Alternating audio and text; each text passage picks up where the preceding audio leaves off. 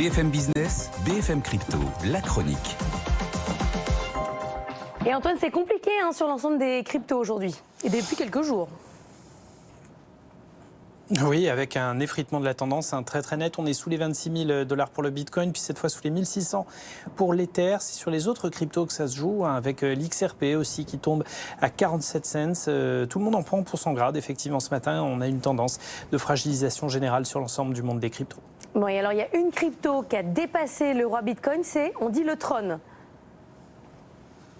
Tron, oui, exactement, qui est encore loin du Bitcoin en termes de capitalisation. Là, le roi reste le roi, à 500 milliards de dollars. Tron, c'est à peine 7 milliards, c'est bien moins. Mais il séduit de plus en plus d'utilisateurs quotidiens, grâce à son écosystème dynamique et une méthode de consensus innovant pour en déterminer la valeur. Puis en plus, il y a tout un tas de fonctionnalités, de contrats intelligents, de smart contracts qui le rendent plus souple, plus fluide, paraît-il.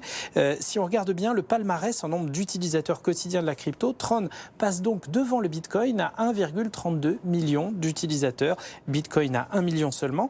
Et derrière, on retrouve alors toute une palette de cryptos qui ne font pas forcément les gros titres de l'actualité, mais qui sont très fortes. BNB Chain, NIR, Polygon, dont on parle de temps en temps. Ether est à un peu plus de 300 000 utilisateurs seulement. L'Ether 6e du podium. Et bien plus loin, on a les Solana et Cardano, loin sous les 100 000. Il est clair qu'à chaque fois, on regarde surtout la capitalisation quand on parle de crypto, mais on a aussi des monnaies dynamiques et qui séduisent de plus en plus d'utilisateurs quotidiens. D'ailleurs, la tendance sur les cours du Tron est largement plus positive que celle du Bitcoin ces derniers mois. Merci Antoine.